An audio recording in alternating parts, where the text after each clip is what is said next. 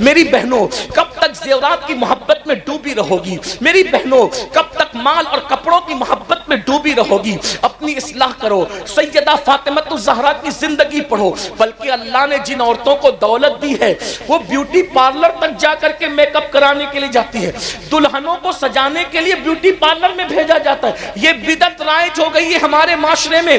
میں پوچھتا ہوں میرے بھائیوں، تمہاری غیرت کہاں گئی؟ اللہ اکبر، کافروں سے، مشرکوں سے، اجنبی مردوں سے اپنی بیٹیوں کو سجانے کے لیے بھیج رہے ہو۔ مہندی لگانے کے لیے مہندی قلبوں میں بھیجا جائے، ہنسنے کی بات نہیں۔ یہاں وہ نوجوان بھائی کہاں گئے؟ ان کی غیرت کہاں مر گئی؟ ارے جب ایک عورت، جوان عورت اپنے نبی کے ہاتھ میں اپنا ہاتھ نہیں دے سکتی، علم والوں کی توجہ چاہتا، کبھی غیرت سے کام نہیں۔ اللہ کے رسول سید المعصومین ہے، سید المعصومین۔ جب عورتیں ان کے پاس آ کے کہتی یا رسول اللہ ہم آپ سے مصافحہ کرنا چاہتے ہیں، مرد تو آپ سے مصافحہ کرتے ہیں، ہاتھ چومتے ہیں، عورتوں کو بوسے دیتے ہیں، ہم آپ سے مصافحہ کرنا چاہتے ہیں، آقا نے فرمایا لا افصح من النساء، میں عورتوں سے مصافحہ نہیں کرتا۔ جب ایک جوان عورت اپنے نبی کے ہاتھ میں ہاتھ نہیں دے سکتی، اپنے نبی اتنے پاکیزہ پوتر نبی، ساری پوترتا جن کے قدموں کا صدقہ ہے، ارے جن کی اولاد کے لیے آیہ تطہیر نازل ہو رہی ہے، اس نبی کی تطہیر کی شان کا عالم کیا ہوگا؟ اس نبی کی پاکیزگی کا عالم کیا ہوگا؟ ان کی پوترتا کا عالم کیا ہوگا؟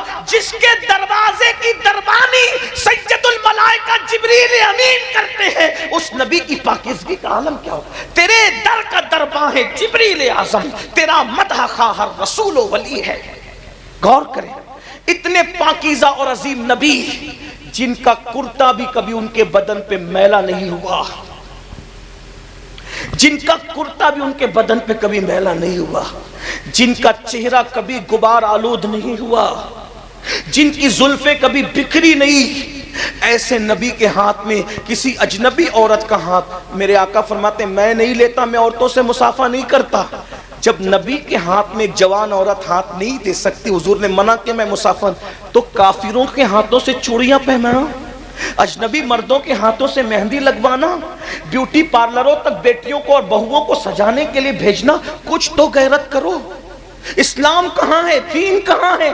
پھر کہتے ہو گھر اجڑ رہے ہیں، گھر تباہ ہو رہے ہیں، گھر برباد ہو رہے ہیں۔ میرے بھائی، مچھلی جب اللہ کا ذکر کرنا چھوڑ دیتی ہے تو وہ جال میں پھنسا دی جاتی ہے، جانور جب اللہ کا ذکر کرنا چھوڑ دیتا ہے تو وہ چھری کے نیچے آتا ہے، درخت جب اللہ کا ذکر کرنا چھوڑ دیتا ہے تب اس پر آرا چلتا ہے۔ بتاؤ، جب یہ مخلوق جسے عبادت کے لیے پیدا نہیں کیا، جب یہ اللہ کی عبادت سے رک جائے تو ان پر مصیبت آتی ہے۔ جب ہم گناہ کریں گے تو ہم پہ مصیبتیں نہیں آئے گی، ہم پہ تکلیف نہیں آئے گی۔ کبھی غور کیا، کبھی سوچا؟ بولو، اپنی عورتوں کو مسجد میں بھیجتے ہو نماز کے لیے؟ کتنے لوگ بھیجتے ہو؟ ہاتھ اٹھاؤ۔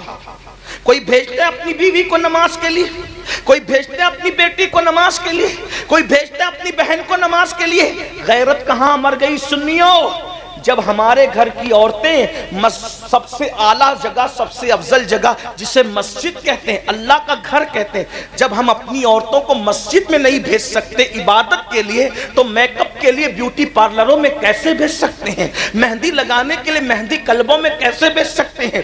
میں سجانے کے لیے منع نہیں کرنا ہوں، میں سنوارنے کے لیے منع نہیں کرنا ہوں، لیکن اتنا پوچھنا چاہتا ہوں، مہندی لگانے عورتوں سے لگاؤ، اگر میک اپ کروانے عورتوں سے کرواؤ۔ اسلام نے میک اپ کے لیے منع نہیں کیا، سنگھار کے لیے منع نہیں کیا، ہمارا اسلام تو اجازت دیتا ہے، بلکہ یہاں تک فرمایا ایک عورت اگر شوہر کے لیے سنورتی ہے تو اللہ اس کو نفل پڑھنے سے زیادہ ثواب عطا فرماتا ہے۔ لیکن میری بہنوں کو کون سمجھائے؟ اپنی آخرت کو تباہ نہ کرو، اپنی آخرت کو برباد نہ کرو، اللہ کا عذاب سخت ہے۔ اگر ایک گناہ کی ایک سزا اللہ سارے پہاڑوں پہ ڈال دے تو سارے پہاڑ مل کر بھی اللہ کا ایک عذاب کو برداشت نہیں کر سکتے، ایک عذاب کو اٹھا نہیں سکتے۔ بتاؤ پھر اپنے ہزاروں گناہ کی سزا کیسے اٹھاؤ گے؟ میری بہنوں سے خاص آپ سے پوچھتا ہوں، ارے جب مکھی مچھر کا ڈنگ برداشت نہیں کر سکتے تو اللہ کا عذاب کیسے برداشت برداشت کر سکو گے؟ ارے جب چوہے کو دیکھ کر کے کھڑے نہیں رہ سکتے تو وہ بڑے بڑے اژدہے جو جہنم کے اندر تیار کیے گئے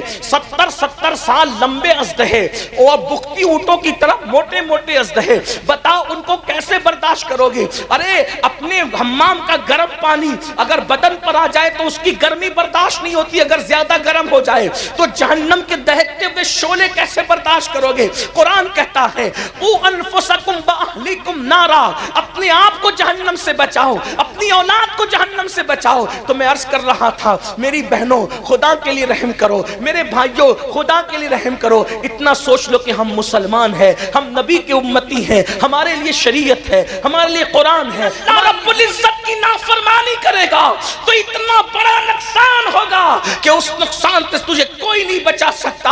آؤ آپ کو بتاؤں، دولت اور جوانی کا مس یوز کرنے والوں، غلط استعمال کرنے والوں، وہ اللہ ہے طاقت والا، قوت والا، جو دینا جانتا ہے تو چھیننا بھی جانتا ہے۔ دولت کے نشے میں خدا کی نافرمانی کرنے والوں، جوانی کے نشے میں اللہ کی نافرمانی کرنے والوں، میرا اللہ ارشاد فرماتا ہے ان بطش ربک لشدید، تیرے رب کی پکڑ بڑی سخت ہے، تیرے رب کی پکڑ بڑی سخت ہے۔ سن لو، یہ دنیا کے اندر جو بڑی بڑی خبیث بیماریاں آتی ہے وہ گناہوں کی وجہ سے آتی ہے۔ آج کتنے جوان دیکھتے ہی دیکھتے کیسی کیسی بیماریوں کا شکار ہو رہے ہیں، اس کی وجہ گناہ۔ جہاں گناہ ہے وہاں فنا ہے۔ جو دولت کے نشے میں شادیوں میں لوگ ناچتے ہیں، شادیوں میں لوگ شراب پیتے ہیں، شراب تقسیم ہوتی ہے، آج آپ کے یہاں نہیں ہوتی ہوگی لیکن میں ہندوستان بھر کی بات کر رہا ہوں، رت جگہوں میں شراب بانٹی جاتی ہے۔ دولہے کے باپ کو، دلہن کے باپ کو شرم نہیں آتی؟ جس شادی کی شروعات شراب سے کی جائے اس میں اللہ کی رحمتوں کا نزول کیسے ہوگا؟ لوگ کہتے ہیں کہ ہاتھوں سے مہندی نہیں چھوٹتی اور گھروں میں زگزگ شروع ہو جاتی ہے۔ جو شادی میں اللہ کے رسول کا دل دکھایا جائے، جس شادی میں مصطفیٰ جان رحمت کے دل پہ نشتر لگائے جائیں، بتاؤ کیا اس شادی کے اندر کبھی برکت ہو سکتی ہے؟ ذرا غور تو کیجئے، کبھی سوچئے تو صحیح۔ عورتوں کا حال یہ ہے، وہ رت جگہوں میں ناچتی ہیں، وہ شریف عورتیں جن کے پردے کا اللہ نے حکم دیا ہے، عورتیں شادیوں میں ناچتی، عورتیں شادیوں میں گانے گاتی ہیں، لوگ سنتے ہیں رت جگہ کی رسم، اس کی رسم، اس کی رسم۔ میری بہنوں سن لو اور اچھی طرح کان کھول کر سن لو، اللہ کے رسول صلی اللہ علیہ وآلہ وسلم نے ایک عورت کو زور سے بلند آواز سے قرآن پڑھنے سے بھی منع فرما دیا۔ فرمایا گیا عورت کی آواز بھی عورت ہے، عورت کو بلند آواز سے قرآن پڑھنے کی اجازت نہیں ہے۔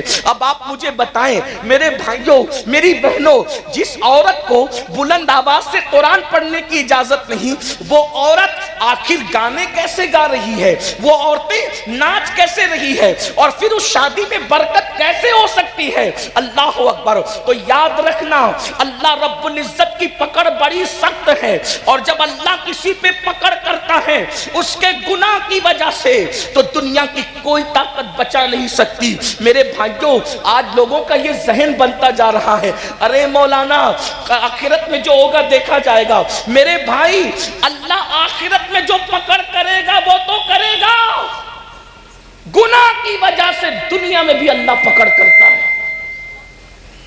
گناہ کوئی کرے اس کے گناہ کی نحوست اس کو مل کر رہتی ہے۔ ایک بزرگ فرماتے ہیں جب رات کو مجھ سے کوئی گناہ ہوتا ہے تو صبح اس گناہ کا اثر میرے بچوں میں مجھے نظر آتا ہے، میری سواری میں مجھے نظر آتا ہے۔ لوگوں نے پوچھا وہ کیا؟ کہا رات کو اگر میں گناہ کرتا ہوں تو صبح میری اولاد میری نافرمانی کرتی ہے، صبح میری سواری میری نافرمانی کرتی ہے۔ پتا چلا اولاد غدار یوں ہی نہیں ہوتی، ہر اولاد کو ماں باپ سے پیار ہوتا ہے۔ جب تم اللہ سے غداری کرتے ہو تو اللہ تمہیں صدمے دینے کے لیے بطور عذاب تمہیں تمہاری اولاد کو تمہارا غدار بنا دیتا ہے۔ ورنہ لوگ آج کتنا پڑھا رہے ہیں، یہ پڑھا رہے ہیں، وہ ڈگری دلا رہے ہیں، لیکن بتاؤ کل کے ان پڑھ بچے، کل کے جاہل بچے ماں باپ کے جتنے وفادار تھے، کیا آج کے پڑھے لکھے بچے اتنے وفادار ہیں؟ لوگ کہتے ہیں بچے پڑھے لکھے نہیں ہیں اس لیے بے وفا ہیں۔ میں نے کہا 50 سال پہلے اتنی بڑی ڈگریاں تھی نہیں مسلمانوں کے پاس بظاہر، پھر بھی بچے وفادار تھے۔ وجہ کیا تھی؟ ان کے ماں باپ خدا کے وفادار تھے، اللہ نے اولاد کو ان کا وفادار بنا دیا تھا۔ آج ماں باپ بچوں کو ڈگریاں بھی دلا رہے ہیں، انگلش بھی پڑھا رہے ہیں، ڈاکٹر بھی بنا رہے ہیں، وکیل بھی بنا رہے ہیں، انجینئر بھی بنا رہے ہیں، پھر کیا ہو رہا ہے؟ لیکن اللہ کے وفادار نہیں ہے ماں باپ۔ تو جو ماں باپ اللہ کے وفادار نہیں، اللہ نے ان کی اولاد کو ان کا غدار بنایا ہے، اللہ نے ان کی اولاد کو ان کا باغی بنایا ہے، تاکہ تمہیں اللہ صدمے دے اور تمہیں بطور عذاب یہ بتائے ان بطش ربک لشدید۔ یاد رکھنا اگر اللہ پہاڑ تم پر گرا دیتا تو تم کو اتنی تکلیف نہ ہوتی جتنی اولاد کے ستانے سے انسان کو تکلیف ہوتی ہے۔ یہ بڑی بڑی بیماریاں یہ کس وجہ سے ہے؟ یہ اللہ کی نافرمانی کی وجہ سے ہے، یہ خدا کی نافرمانی کی وجہ سے ہے۔ دیکھو اپنے دلوں میں ٹٹول کر سوچو، اتنا بڑا مجمع ہزاروں کا ہے، بھائیوں کی بھی توجہ، بہنوں کی بھی توجہ، ارے ڈلپ کے اللہ اکبر نرم نرم گدوں پر سوتے ہو، لیکن بتاؤ کیا دلوں کو سکون ہے؟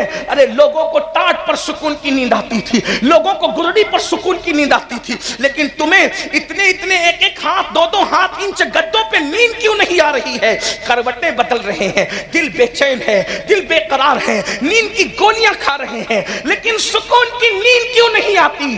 وجہ یہ ہے کہ راتوں کو اللہ کی نافرمانی کرنے والوں، نرم نرم گدوں پہ لیٹ کر سیریل دیکھنے والوں، نرم نرم گدوں پہ لیٹ کر فلمیں دیکھنے والوں، نرم نرم گدوں پہ لیٹ کر زنا کے مناظر دیکھنے والوں، نرم نرم گدوں پہ لیٹ کر گانے سننے والوں، بتاؤ جب تم اللہ کی نافرمانی کرو گے تو تمہیں سکون کی نیند کیسے آئے گی؟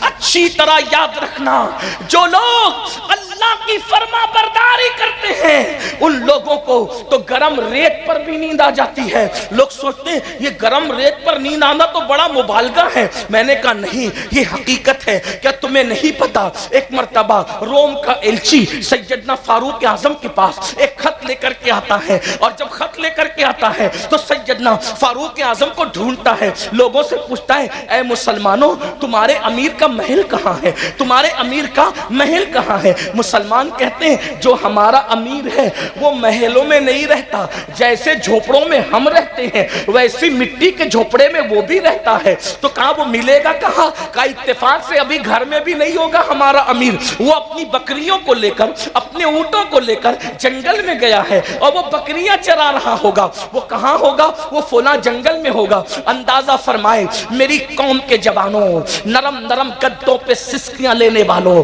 کاروبار کے لیے تڑپنے والوں، بزرگوں سے تعویذ کا مطالبہ کر کے اپنی تقدیر کو سنوارنے کی کوشش کرنے والوں، بڑی معذرت کے ساتھ کسی ولی کا تعویذ ہماری قسمت کو سدھار نہیں سکتا جب تک ہم اللہ کی نافرمانی کرتے رہیں گے، جب تک ہم پاپ کرتے رہیں گے، جب تک ہم جرائم کرتے رہیں گے۔ ارے نیکوں کی دعا سے اللہ ان کا حصہ اٹھا لیتا ہے جو نمازوں میں غفلت کرتے ہیں، جو نمازوں میں سستی کرتے ہیں۔ خدا کے لیے بیدار ہو جاؤ، اپنے مسائل کا حل کسی انسان کے دروازے پر نہیں ہے، ہمارے مسائل کا حل کل بھی اللہ کے در پہ تھا، آج بھی اللہ کے در پہ ہے، قیامت تک اللہ کے در پہ رہے گا۔ اس کی چوکھٹ سے وابستہ ہو جاؤ۔ کب تک غداری کرو گے؟ کب تک بے وفائی کرو گے؟ کب تک نافرمانی کرو گے؟ سنو سنو، روم کا ایلچی جب اس کو پتا چلتا ہے کہ مسلمانوں کا امیر 3 بر اعظموں پر بلا شرکت غیر حکومت کرنے والا عمر ابن خطاب جنگل بکریاں لے کر گئے بکریاں چرانے کے لیے، تو وہ جنگل پہنچا، جنگل میں گیا تو ایک منظر دیکھا۔ یہ منظر کیا تھا؟ دیکھ، کھلے آسمان کے نیچے ایک درخت ہے، اور اس درخت کے نیچے مسلمانوں کا امیر 3 بر اعظموں پہ حکومت کرنے والا اپنے ہاتھ کا تکیہ بنا کر ریت پہ سو رہا ہے، ریت پہ سو رہا ہے۔ اس نے دیکھا، اس کو حیرت ہوئی کہ میرے بادشاہ لوگ نرم نرم گدوں پر محلوں میں باڈی گارڈ کے پہروں میں سکون سے سو نہیں پاتے، یہ اکیلے چین سے سو رہا ہے۔ اس کو یوں لگا اگر میں اس کا قصہ تمام کر دوں تو مجھے کتنا انعام ملے گا. جیسے ہی یہ سوچا فاروق اعظم نے کروٹ لی, باروب چہرہ آنکھوں کے سامنے آیا, لرز گیا, آنکھیں کھول کے پوچھی کیا بات ہے؟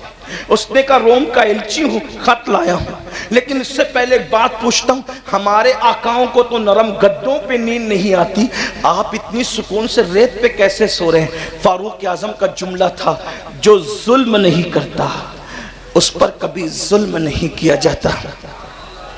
اور گناہ سے بڑا کوئی ظلم ہے ہی نہیں. سب سے بڑا ظلم گناہ ہے, گناہ سے بڑا کوئی ظلم نہیں ہے. برگین والوں, گرد نواح سے آنے والوں, آج اللہ نے آپ کو ہم کو نعمت دی ہے اور ابھی بھی وہ نعمت دے رہا ہے. اس سے پہلے کہ وہ ناراض ہو جائے اور ناراض ہو کر کے نعمت چھیننے لگ جائے. جو بھی نعمت کی ناقدری کی جاتی ہے نعمت چھینی جاتی ہے.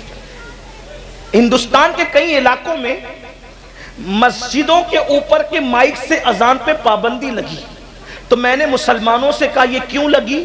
یہ تو اہل سیاست جانے, دوسرا میٹر ہے, لیکن ہم صوفیہ کے غلام اس نظر سے دیکھتے ہیں, جب اذان ہوتی تھی نا تو تم اس کو سنتے نہیں تھے. توجہ ہے آپ کی, غور کریں گے آپ, توجہ. اذان ہوتی تھی آپ اس کو سنتے نہیں تھے, بستر میں پڑے رہتے تھے, اور اگر جاگتے تھے تو بھی اپنے کام میں لگے رہتے تھے, اذان کا ادب نہیں کرتے تھے. قدرت نے کہا تو میری نعمت کی قدر نہیں کرتا, اب میں تجھے اذان نہیں سنواؤں گا. دیکھ, غور تو کر, جس نعمت کی ناقدری کرو گے وہ نعمت تم سے چھین لی جائے گی. دولت کے نشے میں حرام کام کرنے والوں کو یہ عبرت کی بات ہے. مغل خاندان 700 سال تک ہندوستان پر حکومت کرتا رہا. اتنے پاپ اور عیاشیاں کی ان کے بعض لوگوں نے, کچھ اچھے بھی تھے لیکن زیادہ تر پاپی تھے. ان کے ایک شہزادے کا ایک لڑکی کے ساتھ چکر ہو گیا, تو اس لڑکی نے کہا کہ میری جان, میں نے کسی انسان کو مرتے نہیں دیکھا ہے, میری تمنا ہے کہ میں کسی کو مرتے دیکھوں. اس نے فوراً ایک بندے پر تیر چلا دیا, کہا کہ لو مرتے ہوئے دیکھ لو. اس طرح بے گناہوں کی ان لوگوں کے بعض لوگوں نے جانیں لی. پھر کیا ہوا؟ ان مغل خاندان کے بادشاہوں کے ٹھاٹ باٹ کا عالم یہ تھا کہ تاج محل کے اندر جب ناشتہ کیا جاتا تھا تو 200 ڈشیں ناشتے میں لگائی جاتی تھی. مجرے ہوتے تھے, عورتوں کو نچایا جاتا تھا, لڑکیوں کو نچایا جاتا تھا, آدھے آدھے لباس پہنا کر کے, اور شراب کا دور چلتا. کون لوگ کرتے تھے میں ان کا نام نہیں لوں گا, لیکن اتنا ضرور ہے کہ کچھ اچھے بھی تھے کچھ برے بھی تھے. جب قدرت نے ان کی پکڑ کی, ان بطش ربک لشدید, جب قدرت نے ان کی پکڑ, وہ بادشاہ تھے, اپنی چند دکانوں پر اور چند پراپرٹیوں پر غرور اور گھمنڈ کر کے شادیوں کے موقع پہ اللہ کی نافرمانی کرنے والوں, خوشیوں کے موقع پہ اللہ کی نافرمانی کرنے والوں, کان کھول کے سن لو. اس سے پہلے کہ دولت کو زوال آئے, اس سے پہلے کہ عزت کو زوال آئے, اس سے پہلے کہ اللہ اکبر قدرت اپنی نعمتوں کو چھین لے, ذرا غور سے سن. مغلوں کا حال یہ تھا کہ 200 ڈشیں. اچھا کوئی بات, آواز نہیں جاری, مائک ہاتھ میں لیتے ہیں, درود شریف پڑھ لیں, بلند آواز سے پڑھ لیں درود شریف. زیادہ دیر آپ کو نہیں سنانا ہے, تھوڑی سی بلند آواز سے پڑھ لیں درود شریف.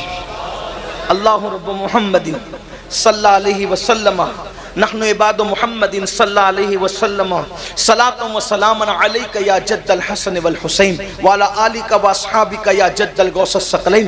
جب ان کو زوال آیا, وہ 200 ڈشوں کے ناشتے کرنے والے بادشاہوں کی نسل کو جب زوال آیا, تو حال یہ تھا ان کا آخری بادشاہ جس کو دنیا بہادر شاہ ظفر کہتی ہے. حالانکہ بہادر شاہ شرابی تھا, میں یہ نہیں کہہ رہا ہوں, وہ عیاش تھا یہ نہیں کہہ رہا ہوں, لیکن کہہ رہا ہوں باپ داداؤں کے کیے ہوئے جرائم اولاد کو भुगतने पड़ते हैं। बाप दादाओं के किए हुए गुनाहों की सजा औलाद भुगतती है और बाप दादाओं की अच्छाइयों की बरकतें भी औलाद को मिल करके रहती है। जरा तवज्जो करना, आज अपनी औलाद को खुश देखने वालों, अगर ताश के पत्ते खेलते रहोगे, जुआ खेलते रहोगे, शादियों में शराब तकसीम करते रहोगे, शादियों में खुद नाचोगे नचाओगे और अल्लाह की नाफरमानी करोगे, तुम्हें भी तकलीफ आएगी, तुम्हारी नस्लों को भी तकलीफ आएगी। अल्लाह से डरो, खुदा का डर अपने दिल में पैदा करो। हम मुसलमान हैं, हम मोमिन हैं, रसूलुल्लाह के उम्मती है। जरा तवज्जो तो करना, जो बाप दादा करते हैं उसकी गंदगी भी औलाद तक पहुंचती है और जो बाप दादा अच्छे काम करते हैं उसकी बरकत भी उन तक पहुंचती है। अब जरा गौर फरमाए, जरा तवज्जो फरमाए, वो 200 डिशों का नाश्ता करने वालों की औलादों को कौन से दिन देखने पड़े? आखिरी बादशाह बहादुर शाह जफर, अल्लाह अकबर, जब जेल में उनको डाला गया तो बहादुर शाह जफर ने कहा मुझे नाश्ते की आदत है, जरा नाश्ता तो करा दो। तो पता है क्या हुआ? 2 बेटों के कटे हुए सर पानी में उबाल कर उनके सामने तश्ते में रखे गए। लो बहादुर शाह नाश्ता कर लो। और जब आखिरी मुकद्दमा बादशाह लड़ रहे थे अपनी जिंदगी का कोर्ट के अंदर, तो बादशाह के सर पर जो टोपी थी वो मैली टोपी थी, कपड़े फटे हुए थे, बादशाह के कपड़े फटे हुए थे। दुनिया ने ये इबरत अंगेज तमाशा देखा। अल्लाह अकबर, 700 साल तक की जिनकी हुकूमतों का सूरज कभी गुरूब नहीं हुआ, जिनके कर्रो फर का आलम ये था। बहनों की भी तवज्जो, जिनकी औरतों को दूध और चंदन से नहलाया जाता था, जिनकी औरतों को शादी में और खुशियों के मौके पे बालों बाल मोती पिरोए जाते थे। हाँ हाँ, कुछ औरतें तो मुगलों की ऐसी थी, रोजाना उनके नहाने के लिए हर दिन नया हम्माम बनाया जाता था, नया हौज बनाया जाता था। जब मुगलों की औरतें चलती थी तो सिर्फ उनके कपड़ों को जमीन पर वो न लग जाए, उनके दुपट्टे और उनके दामन को उठाने के लिए दर्जनों कनीज़ें पीछे पीछे चला करती थी। मेरी बहनों याद रखो, ये अय्याशियां की गई थी दौलत की बुनियाद पर, ये ऐश किए गए थे, खुदा को भुला दिया गया था।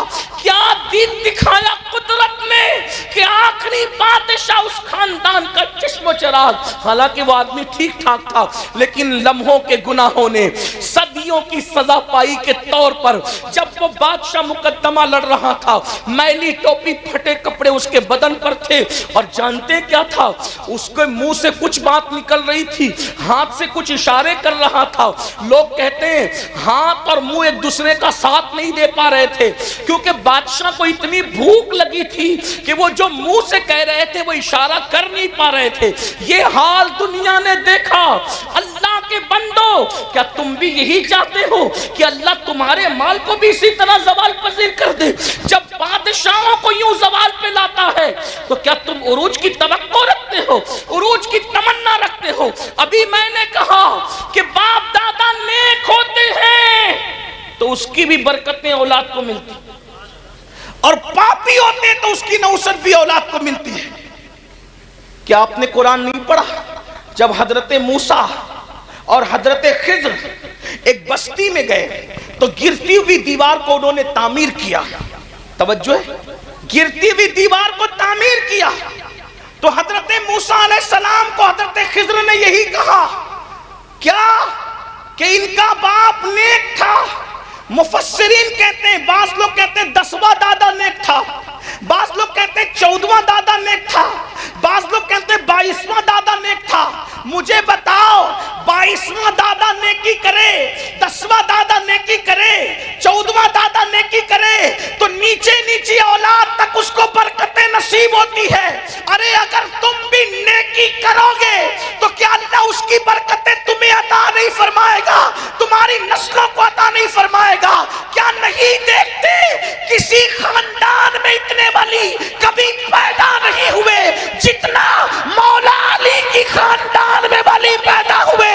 उसकी वजह यह है कि उस खानदान की खातून जिसे दुनिया सैयदा, तैयबा, ताहिरा, आबिदा, साहिदा, राकिया, साजिदा, नकिया, तकिया, ज़किया, उम्मे अबीहा फातिमा ज़हरा कहती है, उन्होंने इतनी नेकी इख्तियार की कि उनकी नेकी की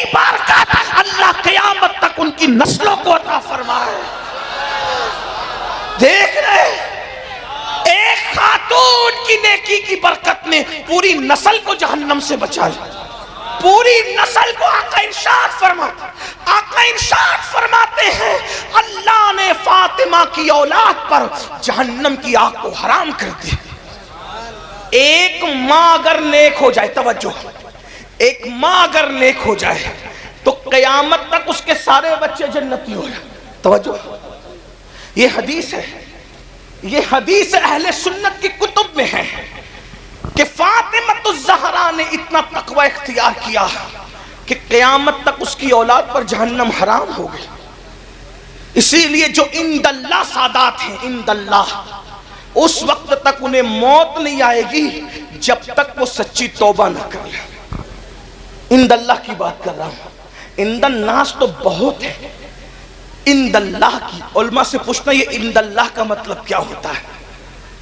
یہ عند اللہ اتنا نازک ہے کہ اس پہ گفتگو کروں تو بہت سارے لوگ ناراض ہو سکتے ہیں، لیکن آپ کو علماء سے پوچھنا کہ عند الناس تو بہت، عند اللہ جو سادات، اور جو عند اللہ ہے نا پھر ان کو دیکھ کر بھی خدا یاد آتا ہے۔ ان کی سادگی جدا ہے، ان کے چہرے جدا ہیں، ان کا انداز جدا ہے، اور بیرگین والوں کو تو کہیں دور جانے کی ضرورت ہی نہیں ہے، جا کے میرے مہریرہ کے سرکاروں کی زیارت کرنا۔ ارے آج رونقوں کا یہ عالم ہے تو آل رسول احمدی کے زمانے میں رونقوں کا عالم کیا ہوگا؟ سرکار ابو الحسین احمد نوری کے زمانے میں رونقوں کا عالم کیا ہوگا؟ حضور اچھے میاں کے دور میں ان کے کردار کی اچھائیوں کا عالم کیا ہوگا کہ وقت کا مجدد کہتا ہے کہ تیرے پلے میں اچھوں کا میاں آیا، وہ اچھے میاں آیا۔ ناموں سے رضا کے اب مٹ جاؤ گناہگار، ناموں سے درود شریف پڑھ لیں۔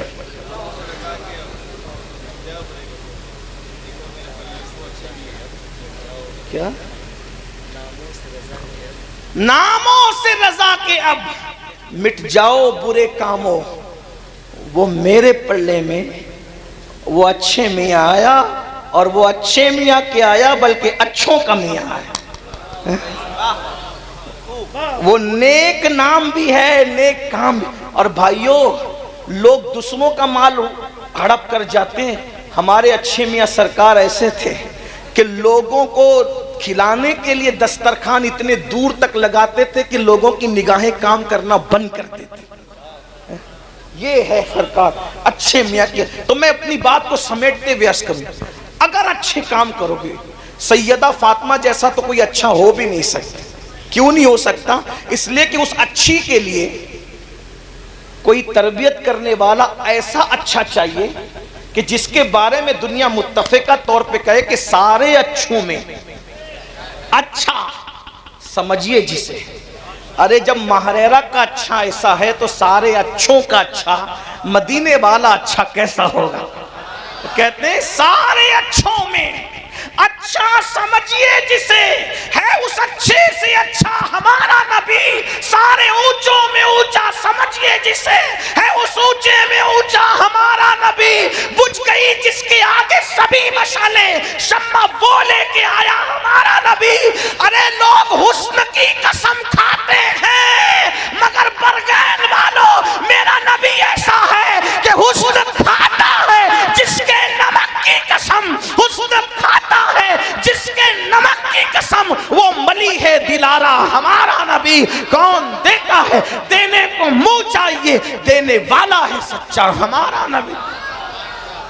فاطمہ الزہرا اچھی کے لیے تربیت کوئی کرنے والا ایسا اچھا چاہیے جسے دنیا محمد الرسول اللہ کہتی ہے۔ اور اب کوئی محمد الرسول اللہ پیدا، اس لیے فاطمہ الزہرا بھی اب کوئی پیدا۔ ارے یہ سیدہ فاطمہ کیا ہے؟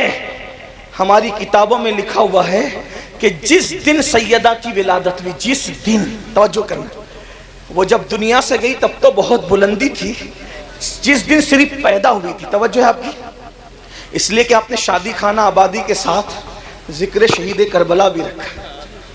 لیکن ایک مشورہ دوں گا، اگر ہو سکے تو شادی کے موقع پر کربلا کا نام شامل نہ کیا کریں۔ جب کربلا ہو تو شادیاں نہ ہو، اور جب شادیاں ہو تو کربلا، اس کا خیال کریں۔ ہاں ذکر امام حسین کر دیجیے، جشن امام حسین کر دی، لیکن اس میں کربلا کس لیے؟ جب کربلا آئے گا تو ہمارے جذبات پھر ہمارے قابو میں نہیں رہتے، اس کا آئندہ خیال رکھنا۔ لوگ جشن شہید کربلا ہی مناتے، میں نے کہا اللہ اکبر، شہیدوں کا کیا جشن ہوتا ہے، یاد منایا کریں، تھوڑا اس پہ توجہ کریں۔ حالانکہ علماء نہیں کرتے ایسے، پبلک ان کے مشورے کے بغیر کرنے لگتے تو ہو جاتا ہے۔ چلیں چھوڑے اس کو، بات کیا کر رہا تھا میں، ورنہ اسی میں بات طویل ہو جائے گی، اس عنوان کو چھوڑ دے بھی۔ کیا کہہ رہا تھا میں کہ جس دن سیدہ کی ولادت، ہماری کتابوں میں ہے کہ پورا مکے کا افق نور سے بھر گیا، اہل سنت کی کتب میں ذمہ داری میری ہے، اور جس دن آپ پیدا ہوئی ہیں اس دن جبریل آ کر کہتے ہیں یا رسول اللہ، اللہ آپ کو بھی سلام کہتا ہے اور آپ کی شہزادی فاطمہ کو بھی سلام کہتا ہے۔ جس دن پیدا ہوئی ہے اس دن سلام آیا ہے، غور فرمائیں، جس دن پیدا ہو اس دن عرش سے سلام آتا ہے۔ یہ سیدہ پاک کی ذات ہے، ان جیسا کوئی متقی تو ہو بھی نہیں سکتا، لیکن کم سے کم اگر مائیں اتنی متقی ہو جائے کہ وہ گانا سننے سے رک جائے، وہ سیریل دیکھنے سے رک جائے، وہ فلم دیکھنے سے رک جائے، تو میں کہتا ہوں کہ کم سے کم 1-2 نسل تک تو برکت باقی رہے گی۔ ایک بات آپ کو بتاؤں، ماؤں کا تقوی بچوں کو بہت متاثر کرتا ہے۔ آپ نے سنا ہوگا، ایک بات میں آپ کو بتاؤں کس طرح بچوں کو متاثر کرتا ہے۔ آج ہماری مائیں جو بچوں کو نہ نمازی بنا پاتی ہے، نہ وضو سکھا پاتی ہے، نہ غسل سکھا پاتی، لیکن ہمارے مرشد، چونکہ مہاراجہ شریف کے قریب میں بیٹھا ہوں تو مجھے اس وقت مہاراجہ ہی یاد آ رہا ہے، مہاراجہ شریف، وہاں کے جد اعلیٰ مورث اعلیٰ حضرت میر عبدالواحد بلگرامی ہیں۔ انہوں نے اپنی کتاب سبع سنابل شریف میں ایک واقعہ لکھا ہے، جس کے مفہوم کو میں اپنے الفاظ کے جامع میں پیش کر کے آپ کو سناؤں کہ ماں کتنا بڑا کردار ادا کر سکتی ہے۔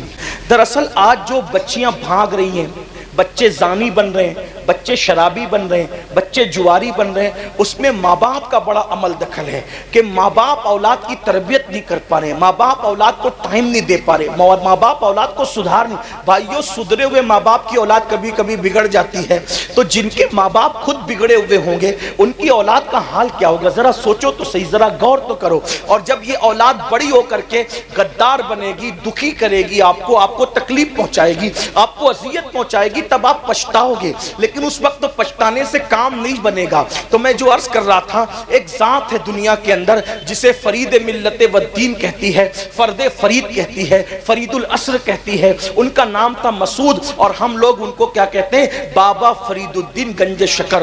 بابا فرید جیسا ولی سلسلہ چشتیہ کے اندر ایک انفرادی حیثیت رکھتا ہے۔ سرکار غریب نواز نے ان کے بارے میں کہا کہ میرا فرید ولیوں میں شہباز ہے، شہباز۔ اے قطب الدین، تو نے ایسے شہباز کا شکار کیا ہے کہ اس کی وجہ سے قیامت تک تیرا نام زندہ رہے گا۔ یہ بابا فرید ہے۔ بابا فرید کے 2 لال ہیں، ایک کو نظام ملت بدین محبوب الہی کہتے ہیں، اور دوسرے کو خود کا جنازہ پڑھانے والا صابر کلیر مخدوم علاء الدین صابر کہتے ہیں۔ اللہ اکبر، خود کا جنازہ جو پڑھائے وہ مرید ہے میرے بابا فرید کا۔ اللہ اکبر، غور کریں، جب مرید کی یہ شان ہے تو بابا فرید کی شان کا عالم کیا ہوگا؟ بلکہ سرکار قطب الدین کہا کرتے تھے، قیامت کے دن اللہ مجھ سے پوچھے گا کہ قطب تو میرے لیے کیا تحفہ لایا ہے، تو میں فرید الدین کو پیش کر دوں گا۔ لیکن آئیے اس فرید الدین کو فرید الدین بنایا کس نے ہے؟ فرید الدین کو فرید الدین مدرسے نے نہیں، خانقاہ نے نہیں، فرید الدین کو فرید الدین کس نے بنایا؟ ذرا توجہ کریں میرے آقا صلی اللہ علیہ وآلہ وسلم کے دیوانوں۔ انسان کو اللہ جب کوئی نعمت دیتا ہے، انسان کو اللہ جب کوئی طاقت دیتا ہے، انسان کو اللہ تبارک و تعالی جب کسی نعمت سے نوازتا ہے، تو اللہ تبارک و تعالی نعمت دینے کے بعد وہ نعمت دینے والا خدا ایک کنڈیشن رکھتا ہے کہ نعمت پانے کے بعد اگر تم میری نافرمانی نہیں کرو گے، کنڈیشن یہ ہے، نعمت پانے کے بعد اگر تم میری نافرمانی نہیں کرو گے تو میں نعمت میں اضافہ کر دوں گا، نعمت کو بڑھا دوں گا۔ قرآن اس مضمون کو یوں بیان کرتا ہے، لئن شکرتم لازیدنکم، کہ جب تم میری نعمتوں پہ شکر کرو گے، تو شکر کا مطلب صرف الحمدللہ کہنا نہیں ہے، بلکہ شکر کا مطلب یہ ہے کہ جب اللہ تمہیں نعمت دے تو اس نعمت کا تم مس یوز نہ کرو، یہ شکر ہے، تم اس کا غلط استعمال نہ کرو، یہ شکر ہے۔ اور اگر انسان نعمت پانے کے بعد جب اس نعمت کا مس یوز کرتا ہے، غلط استعمال کرتا ہے، اللہ کی نافرمانی کرتا ہے، تو پھر اللہ اس نعمت کو بہت دنوں تک تمہارے پاس رہنے نہیں دیتا، بلکہ اللہ اس نعمت کو چھین لیتا ہے۔ نعمتوں میں بہت سی نعمت ہے، میں ایک نعمت کا ذکر کروں۔ نعمتوں کے اندر بہت بڑی نعمت ہے مال۔ مال اللہ کی عطا ہے، مال اللہ رب العزت کی بہت بڑی عطا ہے۔ مال ہوتا ہے تو انسان صدقہ بھی دیتا ہے، مال ہوتا ہے انسان حج بھی کرتا ہے، مال ہوتا ہے انسان مسجدیں بھی بناتا ہے، مال ہوتا ہے انسان مدرسے بھی بناتا ہے۔ غرض کہ مال بری چیز نہیں ہے۔ کچھ لوگ مال کو برا سمجھتے ہیں، میں سمجھتا ہوں کہ غالباً ان کو مکمل طور پر اسلام کی تعلیمات پر ان کی نظر نہیں ہے، اس لیے وہ مال کو برا سمجھتے ہیں۔ اگر مال برا ہوتا تو عثمان غنی اسی مال سے 2 مرتبہ جنت کیوں خریدتے؟ آپ جانتے ہیں کہ مال، اللہ اکبر، اگر فرعون کے پاس گیا تو اس نے فرعون کو جہنم کا کندن بنا دیا، جہنم کا ایندھن بنا دیا، اللہ اکبر، جہنم کا ایندھن بنا دیا۔ کندن کیا بنتا؟ ایندھن بنا دیا۔ نمرود کے پاس گیا، اس کو جہنم کا ایندھن بنا دیا۔ بخت نصر کے پاس گیا، اس کو جہنم کا ایندھن بنا دیا۔ شداد کے پاس گیا، اس کو جہنم کا ایندھن بنا دیا۔ لیکن وہی مال جب سیدنا عثمان غنی کے پاس آتا ہے تو عثمان غنی 2 مرتبہ اسی مال سے جنت خریدتے نظر آتے ہیں۔ اور اللہ کے رسول نے کسی صحابی کو وہ نہیں فرمایا جو سیدنا عثمان غنی کو فرمایا۔ جب سرکار عثمان غنی نے 300 اونٹ مال سے بھر کر جنگ تبوک کے موقع پر چندے کے طور پر اسلام کو پیش کیا تو میرے آقا نے ارشاد فرمایا، آج کے بعد عثمان کچھ بھی کرے اس کو کوئی عمل نقصان نہیں پہنچائے گا، عثمان کچھ بھی کرے اللہ اس کو جنت ہی عطا فرمائے گا۔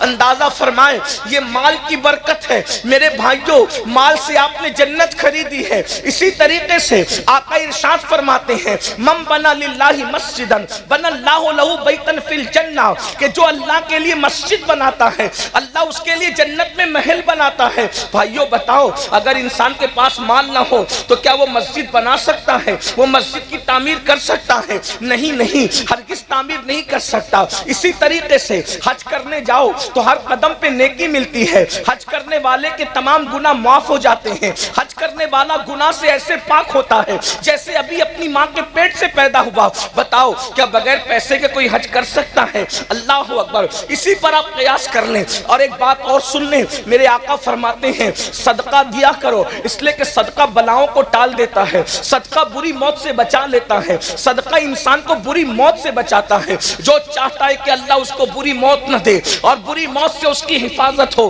تو آقا ارشاد فرماتے ہیں ایک ہاتھ سے صدقہ دو تو دوسرے ہاتھ کو خبر بھی مت ہونے دو۔ مال نہیں ہوگا تو کیا انسان صدقہ دے گا؟ تو یہ مال بہت بڑی اللہ کی نعمت ہے۔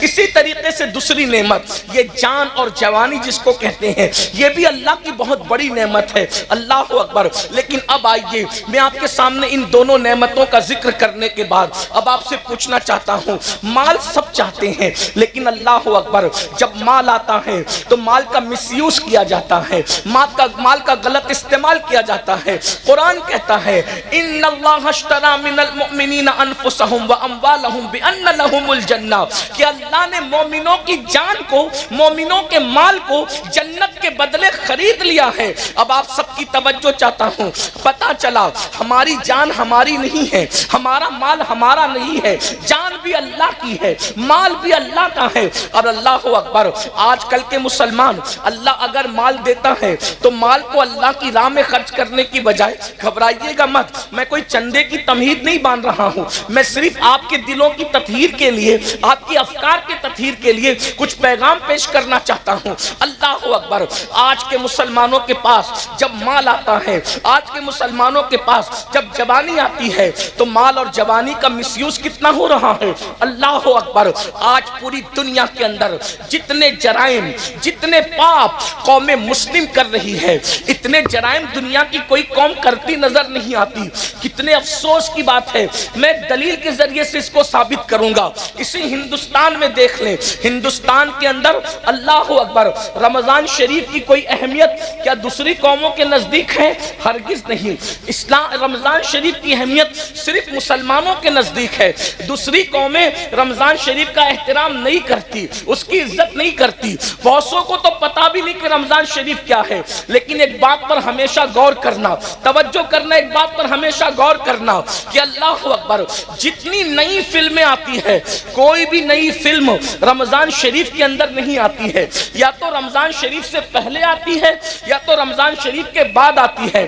آپ ہمیشہ غور کرنا, کوئی بھی نئی فلم آپ کو کبھی رمضان شریف میں, ہندوستان کی بات کر رہا ہوں جہاں مسلمان لوگوں کے کہنے کے مطابق صرف 25 کروڑ مسلمان ہیں, آپ مجھے بتائیں دوسری قومیں ہم سے 4 گنا زیادہ, یعنی دوسری قومیں 100 کروڑ ہے اور ہم ہندوستان میں لوگوں کے کہنے کے مطابق, حالانکہ اگر سچائی سے گنا جائے تو الحمدللہ ہم 30 کروڑ سے بھی زیادہ اس ملک کے اندر, اس ملک میں ہم 30 کروڑ سے بھی زیادہ. لیکن چلے جو لوگ کہتے ہیں وہی کہتا ہوں, 25 کروڑ مسلمان اس دنیا اس ہندوستان میں رہتے ہیں, 100 کروڑ دوسرے سب مل کر کے رہتے ہیں.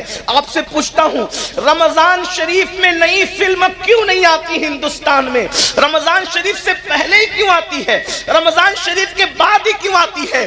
اس لیے کہ ان کی سروے رپورٹ یہ ہے کہ جو بھی فلم ہٹ ہوتی ہے, جو بھی فلم کامیاب ہوتی ہے, وہ صرف مسلمانوں کے دیکھنے سے کامیاب ہوتی ہے. یعنی جتنا زیادہ ہندوستان میں مسلمان فلم دیکھتا ہے اتنا دنیا کا کوئی مذہب کا انسان نہیں دیکھتا. ہر مذہب کا آدمی زیادہ سے زیادہ سیٹرڈے یا سنڈے کو فلم دیکھنے جاتا ہے, لیکن یہ مسلمان ہے. اللہ اکبر, بتاؤ مسلمانوں, احساس کرو جس قوم کے پاس قرآن نہیں وہ صرف چھٹی کے دن فلمیں دیکھتے ہیں, اور جس قوم کے پاس قرآن ہے, جس قوم کے پاس رحمان کا رشتہ ہے, جس قوم کے پاس آمنہ کے لال محمد الرسول اللہ جیسا نبی ہے, وہ قوم کس قدر فلموں میں ڈوب گئی, کس قدر وقت کا مس یوز کر رہی ہے, وقت کا غلط استعمال کر رہی ہے, جوانی کا غلط استعمال کر رہی ہے, دولت کا غلط استعمال کر رہی ہے کہ فلمیں سب سے زیادہ کوئی دیکھ رہا ہے تو وہ قوم مسلم ہے, جوا سب سے زیادہ کوئی کھیل رہا ہے تو وہ قوم مسلم ہے, نشہ سب سے زیادہ اگر کسی کے محلے میں ہے تو وہ قوم مسلم ہے. عورتوں پر اللہ اکبر گندی نگاہ کے حوالے سے جتنا زیادہ بگاڑ ہمارے معاشرے میں ہے شاید ہی کسی کے معاشرے میں ہو, مگر سن لو اور اچھی طرح سن لو, آج کل کے نوجوان لڑکے یا دولت مند لوگ یہ سوچتے ہیں مولوی صاحب آپ کو کیا پڑی ہے, آپ دولت ہماری ہے, مال ہمارا ہے, جوانی ہماری ہے, طاقت ہماری ہے, اگر ہم برے کام کرتے ہیں آپ کا کیا بگڑتا ہے, ہمارا کیا بگڑتا ہے؟ سن لو, اللہ و رسول نے ذمہ داری دی ہے قوم کے علماء کو, قوم کے دانشوروں کو, اللہ کے رسول کے سچے امتیوں کو, کہ بلکہ ہر مومن کو یہ ذمہ داری ہے جب تم برائی کو دیکھو اسے روکو, زبان سے روکو, بلکہ پہلے تو ہاتھ سے روکو, طاقت سے روکو, زبان سے روکو, اور اگر زبان سے بھی نہیں روکتے تو کم سے کم دل میں برا جانو, اور جو دل میں برائی کو برا جانتا ہے یہ اس کے کمزور ایمان کی علامت ہے. اب مجھے بتاؤ جب تم برائی کو برا جانو گے تو یہ کمزور ایمان کی علامت ہے, اور جو برائی کو برا بھی نہ جانے تو کیا اس کا ایمان چلا تو نہیں گیا, اس کے ایمان کا طوطا اڑ تو نہیں گیا, ایمان کا پرندہ اڑ تو نہیں گیا. اب مجھے بتاؤ میرے بھائیوں, آپ کہتے ہیں مال میرا ہے, تکلیف آپ کو کیا ہے, جان میری ہے, تکلیف آپ کو کیا ہے, تو سن لو, اچھی طرح سن لو, کنویں میں گرنے والے کو بچانے کی ذمہ داری دیکھنے والے پر ہے کہ نہیں ہے. سڑک حادثے میں اگر کوئی بس سے ٹکرانے جا رہا ہو تو بولو بچانا اخلاقی فریضہ ہے کہ نہیں ہے؟ ارے نادان, بس سے ٹکرائے گا تو اتنا نقصان نہیں ہوگا, اللہ اکبر, کنویں میں گرے گا اتنا نقصان نہیں ہوگا. تو جو عرض کر رہا تھا بابا فرید کا ذکر چھڑ گیا تھا اور اسی پہ بات مکمل کرنا چاہتا ہوں. سرکار بابا فرید الدین گنج شکر ابھی 15 سال سے بھی زیادہ کی عمر نہیں, کتنی عمر ہے؟ 15 साल से ज्यादा की उम्र नहीं है, उससे कमी है। अभी चेहरे पे दाढ़ी के बाल भी नहीं निकले, इसलिए कि बाबा साहब 15 साल में तो मुरीद हो चुके थे। ये मुरीद होने से पहले का वाकया है। बाबा साहब के चेहरे पे अभी दाढ़ी के बाल नहीं निकले, अभी पढ़ रहे हैं, तालिबे इल्मी का दौर है, अभी पढ़ाई जारी है आपकी। मुल्तान में पढ़ाई की, दिल्ली में पढ़ाई की, बहुत पढ़ा बाबा साहब ने, इतना पढ़ा कि अपने दौर के शेखुल इस्लाम कहलाए।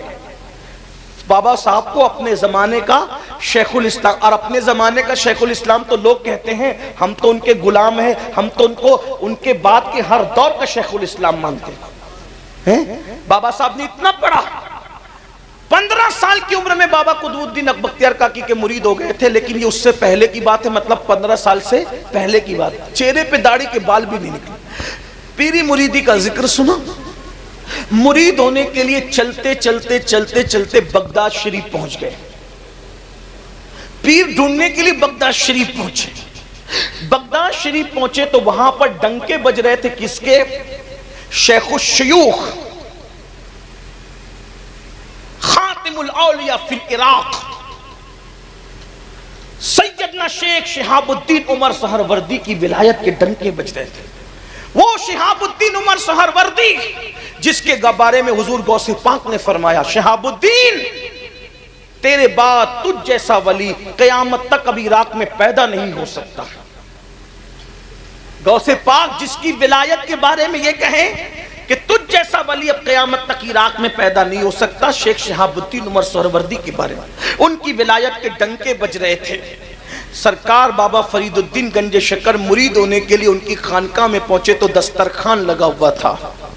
दस्तरखान पे लोग बैठ चुके थे। जैसे ये सलाम करके अंदर दाखिल हुए, लोगों ने पूछा नाम क्या? कहा मेरा नाम मसूद है।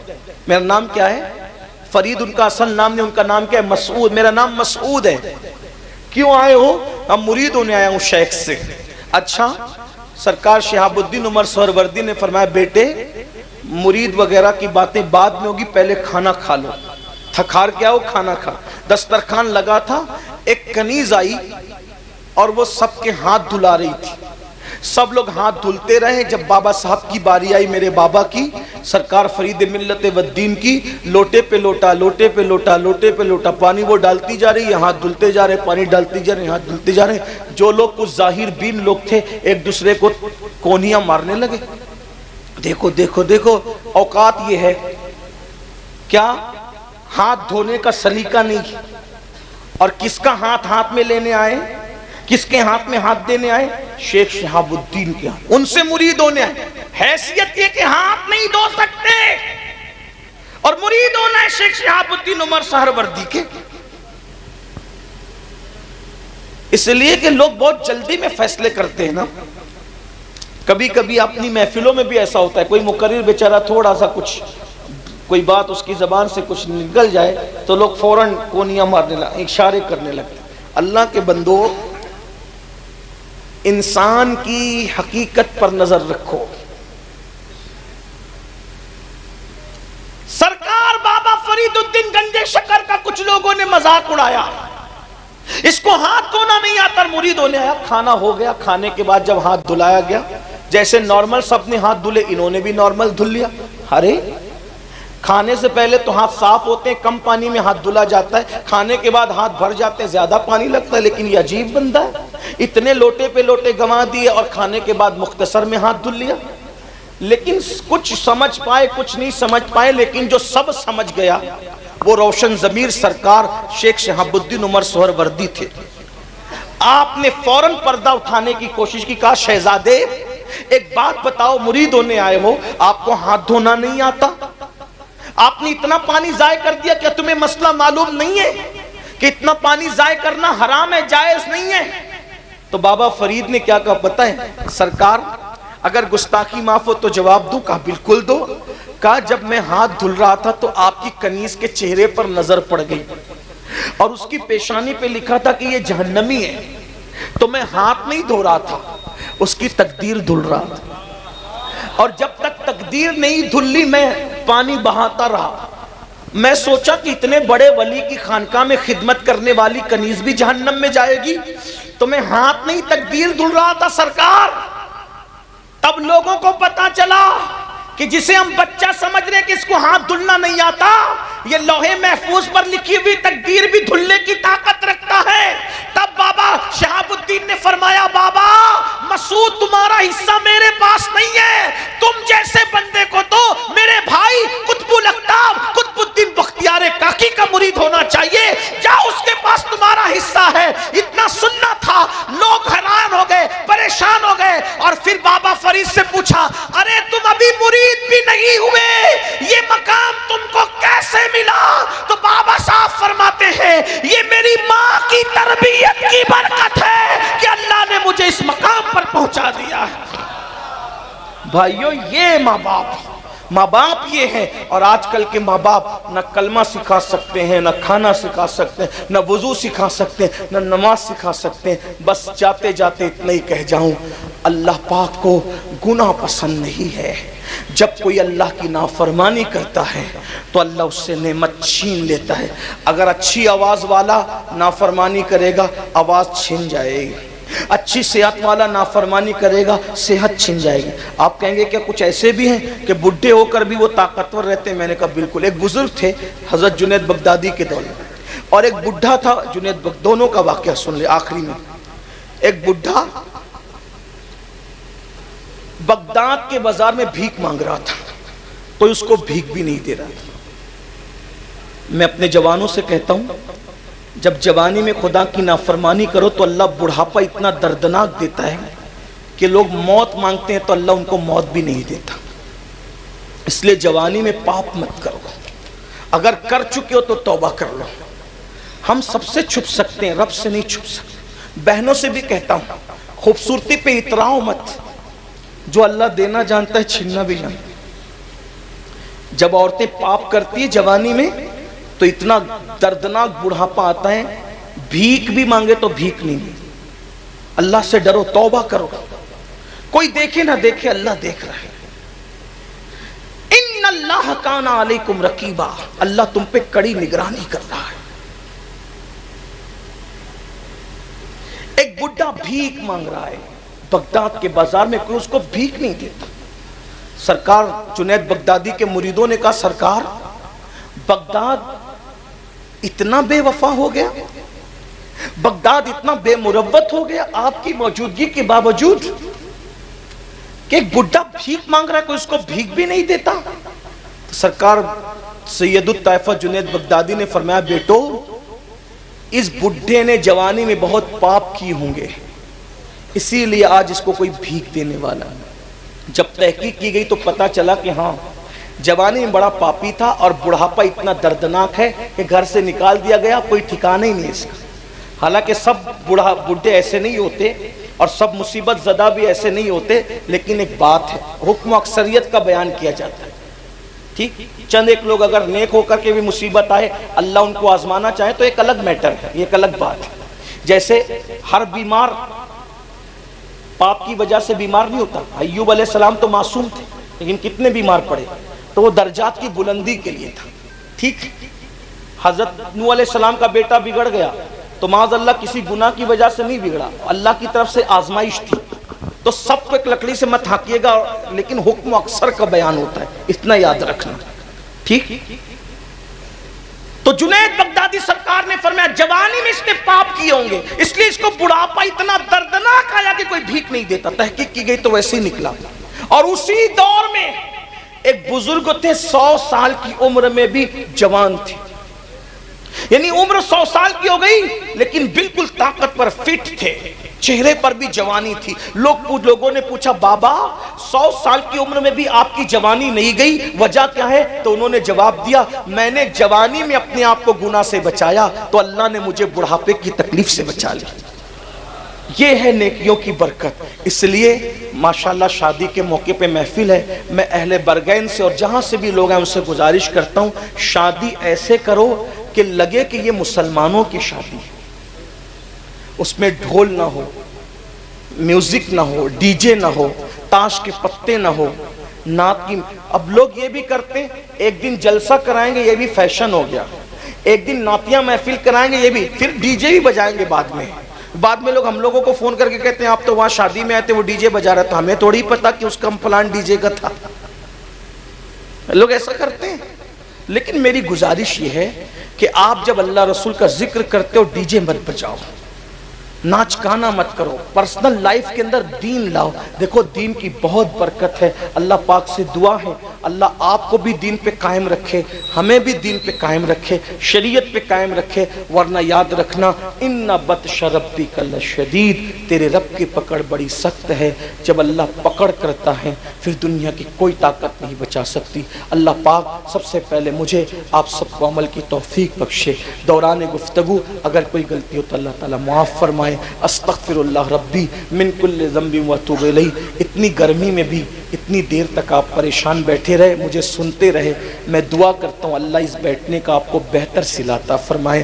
آپ کی محبتوں کا بیرگن والو اللہ آپ سب کو بہتر اس کا بدلہ عطا فرمائے کہ آپ نے اتنا ٹائم دیا اتنی گرمی میں بھی. حالانکہ اتنی گرمی میں کوئی بیٹھتا اٹھتا نہیں ہے، لیکن یہ آپ کی محبتیں ہمارے ساتھ ہیں. اللہ اس محبتوں کا صلہ آپ کی نسلوں کو عطا فرمائے، دونوں جہان میں عطا فرمائے. السلام علیکم ورحمۃ اللہ.